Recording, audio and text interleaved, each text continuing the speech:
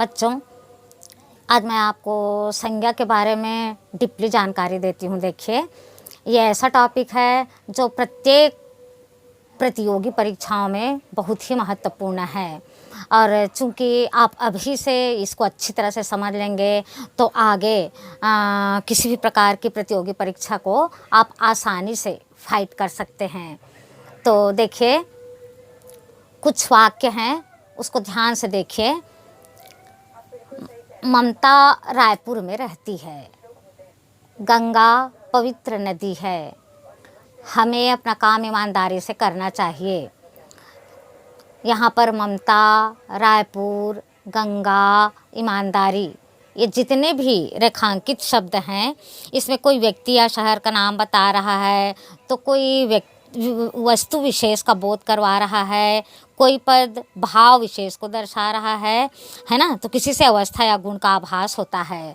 ठीक, तो इसके माध्यम से हमको संज्ञा की परिभाषा समझ में आ गई। देखिए, संज्ञा किसे कहते हैं?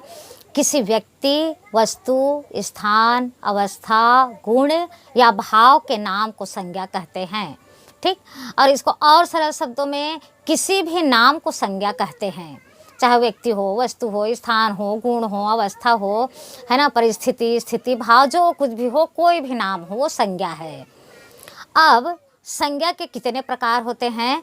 तो देखिए, संज्ञा के मुख्य रूप से 3 प्रकार होते हैं, लेकिन उसमें अंग्रेजी व्याकरण की दृष्टि से 2 प्रकार को और शामिल किया गया है। तो इस प्रकार संज्ञा के 5 प्रकार होते हैं। पहला है जातिवाचक संज्ञा, दूसरा है व्यक्तिवाचक संज्ञा और तीसरा है भाववाचक संज्ञा। और यही तीनों प्रमुख हैं। और ये 2 हैं, ये अंग्रेजी व्याकरण की दृष्टि से शामिल किया गया है, समूहवाचक संज्ञा और द्रव्यवाचक संज्ञा। तो आइए देखते हैं सबसे पहले जातिवाचक संज्ञा क्या है। जिस शब्द से किसी जाति का बोध होता है उस संज्ञा शब्द को जातिवाचक संज्ञा कहते हैं। ठीक, अब देखिए, जिस शब्द से, जिस संज्ञाओं से एक ही प्रकार के वस्तुओं का अथवा व्यक्तियों का बोध हो, उसे जातिवाचक संज्ञा कहते हैं। ठीक, अब जैसे वस्तु में मोटरसाइकिल, कार, टीवी, मोबाइल आदि। अब मोबाइल मतलब प्रत्येक कंपनी की मोबाइल इसमें शामिल है। टीवी मतलब जितनी भी अनेक प्रकार की कंपनी की टीवी शामिल है। वैसे स्थान तो पहाड़, जितने भी पहाड़ हैं, तालाब, जितने भी तालाब हैं, गांव, मंदिर, शहर आदि। वैसे प्राणी तो घोड़ा, शेर, लड़का, लड़की, मतलब एक किसी विशेष जाति का बोध हो रहा है। ठीक, जैसे हाथी कहने से सभी हाथियों का, मनुष्य कहने से संसार भर की मनुष्य जाति का, पहाड़ कहने से संसार के सभी पहाड़ों का बोध होता है। अब देखिए, यहाँ पर दूसरा है इसका भाववाचक संज्ञा। जिस शब्द से किसी वस्तु, प्राणी या पदार्थ की दशा, उसकी अवस्था और भाव, गुण आदि का पता चलता है, उसे भाववाचक संज्ञा कहते हैं। जैसे बुढ़ापा कष्टदायी होता है, अवस्था का बोध हो रहा है। आज बहुत गर्मी है, दशा स्थिति को बता रहा है। लालच मनुष्य को ले डूबता है, तो यहाँ पर गुण को का पता चल रहा है। तो मतलब जिस शब्द से किसी भी वस्तु, प्राणी या पदार्थ की दशा, उसकी अवस्था और भाव या गुण का पता चलता हो, उसे भाववाचक संज्ञा कहते हैं। अब चलिए देखते हैं व्यक्तिवाचक संज्ञा। जो संज्ञा शब्द किसी एक विशेष व्यक्ति, वस्तु, स्थान आदि का बोध करवाए, उसे व्यक्तिवाचक संज्ञा कहते हैं। मतलब किसी एक विशेष व्यक्ति, किसी एक विशेष जगह या किसी एक विशेष चीज़ के बारे में बताए, वो व्यक्तिवाचक संज्ञा है। जैसे गीता पढ़ाई में अच्छी है। अब यहाँ पर सिर्फ एक गीता के बारे में ही बताया जा रहा है, तो यहाँ ये व्यक्तिवाचक संज्ञा है। आगरा का ताजमहल देखने योग्य है। अब यहाँ स्पेशली, विशेष रूप से आगरा के ताजमहल की प्रशंसा हो रही है। ठीक, तो जो संज्ञा शब्द किसी एक विशेष व्यक्ति, वस्तु, स्थान का बोध करवाए, उसे व्यक्तिवाचक संज्ञा कहते हैं। ठीक, अब यहाँ पर ना एक चीज़ और समझ लीजिए। जैसे पहाड़, तो पहाड़ शब्द जो है वो जातिवाचक संज्ञा के अंतर्गत आएगी। किंतु यदि हम हिमालय पर्वत बोलते हैं तो वो फिर व्यक्तिवाचक संज्ञा कहलाएगी, क्योंकि पर्वतों में विशेष रूप से हिमालय का नाम लिया जा रहा है। अब देखिए समूहवाचक संज्ञा, तो जो शब्द किसी विशेष या एक ही वस्तुओं के समूह को या एक ही वर्ग या जाति के समूह को दर्शाता है वह समूहवाचक संज्ञा कहलाता है। ठीक, मतलब किसी विशेष या एक ही वस्तुओं के समूह को दर्शाता है या एक ही वर्ग या एक ही जाति के समूह को दर्शाता है। जैसे वह सिर पर लकड़ी का गट्ठर रखा था, तो देखिए लकड़ी का गट्ठर, सेना देश की रक्षा करती है, सेना, ये समूहवाचक संज्ञा है। अब आइए देखते हैं द्रव्यवाचक संज्ञा। तो जो शब्द किसी पदार्थ, धातु और द्रव्य का बोध करवाते हैं उसे द्रव्यवाचक संज्ञा कहते हैं। ठीक, और इसे गिना नहीं जाता, तौला जाता है, मतलब और अधिकतर ये ना एक वचन में ही प्रयुक्त होता है। और विशेष बात तो देखिए द्रव्यवाचक संज्ञा में क्या आता है, उदाहरण, मैं रात को दूध पीता हूँ, सोना महंगी धातु है, दही खट्टा है। ठीक, तो ये दूध, सोना, दही, ये द्रव्यवाचक संज्ञा है। अब जातिवाचक संज्ञाओं से भाववाचक संज्ञा बनाना सीखते हैं।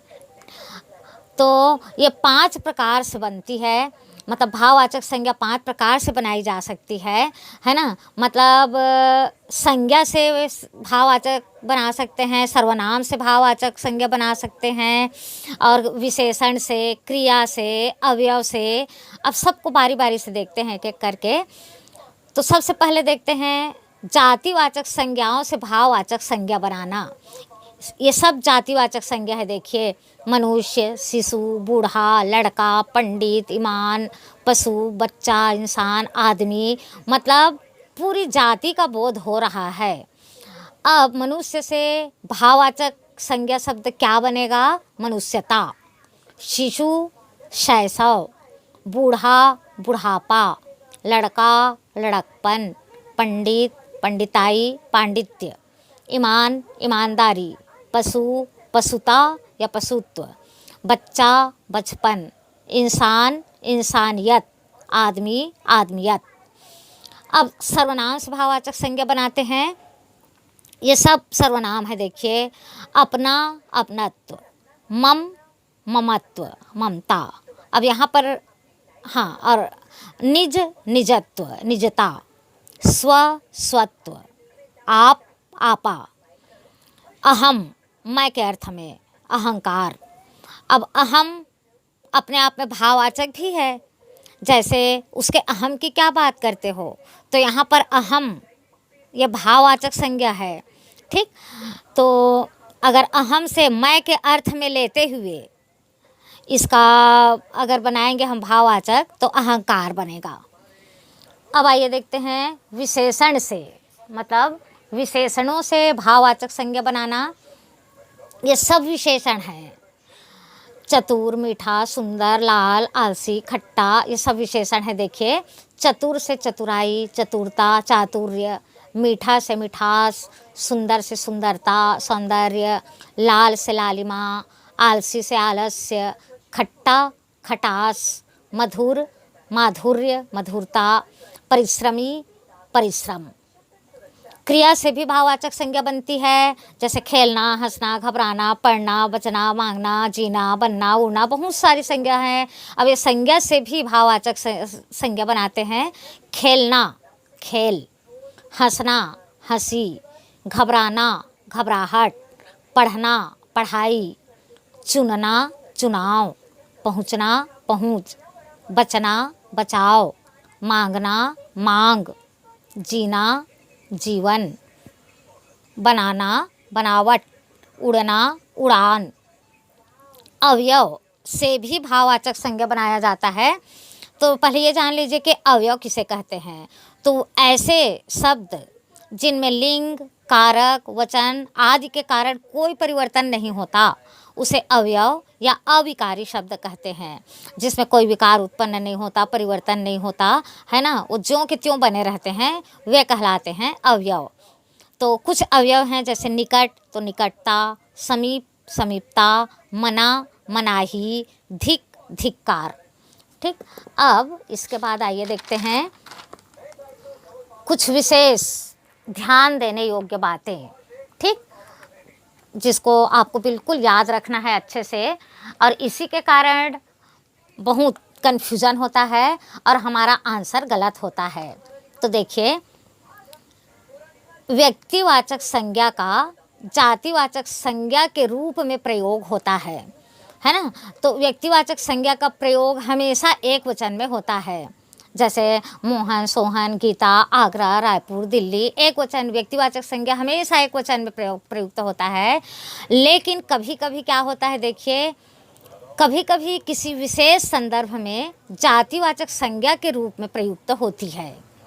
अब यहाँ हमें ये समझना है कि जब कोई व्यक्तिवाचक संज्ञा व्यक्ति विशेष की जानकारी न देकर उस व्यक्ति के गुण और दोषों से युक्त व्यक्तियों की जानकारी दे, तब वह जातिवाचक संज्ञा कहलाएगी। ठीक, समझ गए ना। मतलब कोई भी व्यक्तिवाचक संज्ञा किसी व्यक्ति विशेष की जानकारी न देकर उस व्यक्ति के गुण दोषों से युक्त व्यक्तियों का बोध कराता है, तो वो जातिवाचक संज्ञा कहलाती है। जैसे देखना, आज भी एकलव्यों की कमी नहीं है। एकलव्यों, यहाँ एकलव्य गुरु भक्तों का प्रतिनिधित्व कर रहा है, और वैसी विभीषणों के कारण भारत की उन्नति कठिन है। तो यहाँ विभीषणों, इसका तात्पर्य है देश के प्रति गद्दार लोग। फिर और विशेष ध्यान देना है आपको। देखिए, कभी कभी जातिवाचक संज्ञा का व्यक्तिवाचक संज्ञा के रूप में प्रयोग होता है। ठीक, मतलब जातिवाचक संज्ञा का व्यक्तिवाचक संज्ञा के रूप में प्रयोग होता है। जैसे देखिए, सरदार। अब सरदार मतलब किसी भी ग्रुप का, संगठन का मुखिया। गांधी एक जाति है विशेष, है ना। तो यहाँ पर ये व्यक्तिवाचक है, लेकिन मतलब ये जातिवाचक है, लेकिन प्रयोग व्यक्तिवाचक संज्ञा के रूप में हो रहा है। उदाहरण देखिए, देश के संगठन में सरदार ने महत्वपूर्ण भूमिका निभाई। देखिए, यहाँ पर सरदार का मतलब सरदार वल्लभ भाई पटेल से है, ना कि किसी विशेष जाति से। देश की स्वतंत्रता के इतिहास में गांधी को कौन नहीं जानता, या गांधी को कौन नहीं भूल सकता है। तो इस वाक्य में गांधी किसी जाति नहीं, मोहनदास करमचंद गांधी की ओर इशारा कर रहा है। ठीक, मतलब व्यक्तिवाचक संज्ञा के रूप में प्रयोग हो रहा है। ठीक है, तो यहाँ इसको भी आपको ध्यान रखना है। मतलब कभी कभी जातिवाचक संज्ञा का व्यक्तिवाचक संज्ञा के रूप में प्रयोग होता है। और स्मरणीय बात यहाँ पर है, और देखिए, यदि विशेषण का प्रयोग किसी वाक्य में बहुवचन के रूप में हो, तो वह भाववाचक नहीं बल्कि जातिवाचक संज्ञा के रूप में प्रयुक्त होती है। ठीक, विशेषण का प्रयोग बहुवचन के रूप में हो, जैसे ग्रामीणों की मदद के लिए सेना पहुंची, अच्छों की संगति से बहुत कुछ सीखने को मिलता है, तुम्हें गरीबों को सताकर क्या मिलेगा, छोटों को भी आदर देना चाहिए। ये जितने भी रेखांकित शब्द हैं, ठीक, जो बहुवचन में प्रयुक्त हुए हैं, ग्रामीणों, अच्छों, और यहाँ पर गरीबों, छोटों, है ना। तो ये रेखांकित शब्द का प्रयोग गांव में रहने वाले एक विशेष वर्ग, जाति के लिए प्रयुक्त हुआ है। ठीक इसी प्रकार भाववाचक संज्ञा बहुवचन में प्रयुक्त होती है, तो वह जातिवाचक संज्ञा का रूप ले लेती है। मतलब भाववाचक संज्ञा बहुवचन में प्रयुक्त होती है, तो वह जातिवाचक संज्ञा का रूप ग्रहण करती है। जैसे बच्चों ने दौड़ों में भाग लिया, दौड़ों। महात्मा गांधी की अच्छाइयों को आज भी याद किया जाता है। यातायात के साधनों ने दूरियां समाप्त कर दी है। देखिए, ये भाववाचक संज्ञा बहुवचन में प्रयुक्त हुआ है तो ये जातिवाचक संज्ञा का रूप ग्रहण किया है। ठीक, अब और विशेष ध्यान देने योग्य बात यह है कि जैसे सब्जी है, लौकी, टिंडा, भिंडी, आलू, वैसे ऋतु जैसे सर्दी, गर्मी आदि, ये सब विशेष नाम हैं, फिर भी व्यक्तिवाचक संज्ञा न होकर जातिवाचक संज्ञा के अंतर्गत आते हैं।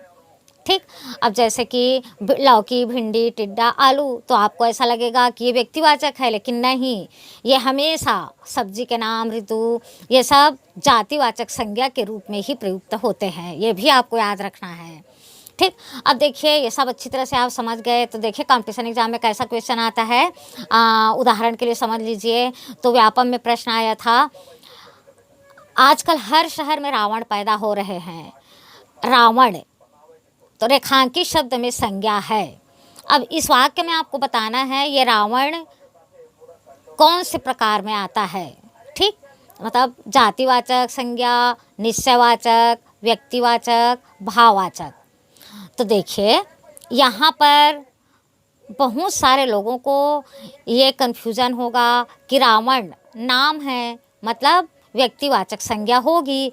ठीक, लेकिन नहीं है ना, आप लोगों को बताया गया है कि अगर क्या होता है किसी विशेष संदर्भ में मतलब जब कोई व्यक्तिवाचक संज्ञा व्यक्ति विशेष की जानकारी न देकर उस व्यक्ति के गुण और दोषों से युक्त व्यक्तियों का बोध कराता है ना, गुण उससे उस व्यक्ति के गुण दोषों से युक्त व्यक्तियों का बोध कराता है, तब वो जातिवाचक संज्ञा कहलाती है। ठीक, तो यहाँ पर रावण के दोष को व्यक्त कर रहा है, मतलब ये जातिवाचक संज्ञा होगी। ठीक, वैसी प्रश्न है, और इनमें से जातिवाचक संज्ञा कौन सी है? क्रोध, बचपन, गंगा, पहाड़। तो पहाड़ जातिवाचक संज्ञा है। इनमें से भाववाचक संज्ञा कौन सी है?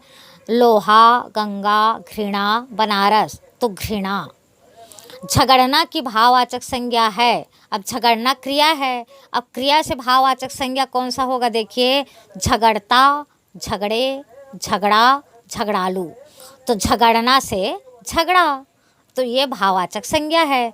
ठीक, तो इस प्रकार के प्रश्न आते हैं, और ऐसे प्रश्न आते हैं कि कन्फ्यूजन की स्थिति निर्मित होती है, लेकिन आप सब चीज़ों को अच्छे से अगर समझ जाओगे तो कोई भी प्रश्न आपसे गलत नहीं होगा, और आप हिंदी का तो पूरा नंबर कवर कर ही लोगे। ठीक है, तो बस इसको बार बार प्रैक्टिस की आवश्यकता है और समझने की आवश्यकता है।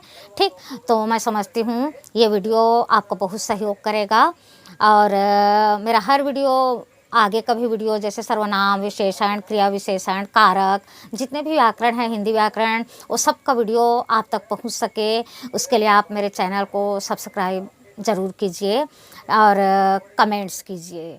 ठीक, धन्यवाद।